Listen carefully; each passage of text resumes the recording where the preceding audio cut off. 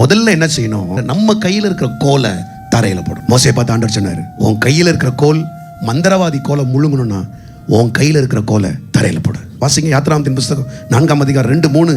கர்த்தர் அவனை நோக்கி, உன் கையில் இருக்கிறது என்ன என்றார். ஒரு கோல் என்றார். அதை தரையிலே போடு என்றார். இன்னைக்கு நீங்க யோசிக்கிறீங்க, நான் இப்படிலாம் இழந்ததை எப்படியாச்சும் ஆள் வச்சு வாங்கிறனா இல்லையா பாருங்க பாஸ். எப்படி ஆகணும் நீ அப்படியே வச்சிருக்க பத்தியா, அதான் உன் கையில இருக்கிற கோல்.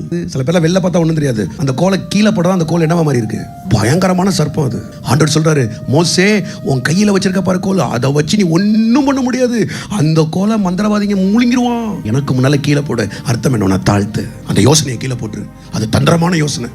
காட்டு மிருகங்களுக்குள்ளே சர்ப்பமானது தந்திரமா இருந்துச்சு. கர்த்தருக்காக கொஞ்சம் சகிச்சுக்கோ, கர்த்தர் உனக்காக யுத்தம் செய்யும் வரைக்கும் அந்த கோலை கீழே போடு. ஆண்டவர் சொல்லுவாரு, அது தர்ப்பமாயிடுச்சா, சர்ப்பமான அந்த கோலை இப்ப நீ வாழப்படி அப்படின்னு. எப்போதுமே நம்ம மற்றவங்களை சத்துருக்களை விழுங்குறதுக்கு முன்னால கர்த்தர் நம்ம கோலை ரெடி பண்றாரு. சவுல் என்கிற சத்ருவின் கோலை விழுங்குறதுக்கு தாவீதை ரெடி பண்றாரு. இடத்துல பாத்தீங்கன்னா சவுல் அப்படி மலஜலாதி கழிச்சிட்டு இருக்கிறாரு, சொம்பு ஈட்டியை வச்சுட்டு பின்பக்கமா போயிட்டு இருக்கிறாரு. பின்னால தாவீதும் அபிசாயும் right in front of them அழகா வந்து நிக்கிறாங்க. அபிசாய் சொல்றான், ராஜா என்னட்டும் விட்டுருங்க, நீங்க ஜாலியா இல்லைங்க. ஒரு குத்துல சவுல் காலி. அதான் அந்த கோல், தந்திரமான கோல்.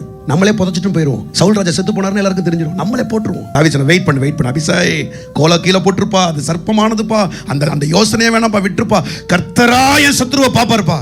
அடுத்த 4 அதிகாரத்துல கர்த்தர் சத்ருவுக்கு எண்டை கொடுத்துட்டாரு. எப்போதுமே நல்லா தெரிந்து கொள்ளுங்கள், இந்த தந்திரமான யோசனை உங்க கையில இருக்கும்போது கர்த்தர் உங்களுக்கு கொடுக்கிற ஜெயம் பக்கத்துல இருக்கு. நீங்க அதை கை எட்டி பிடிக்கிற அளவுக்கு கர்த்தர் வச்சிருக்கிறாரு.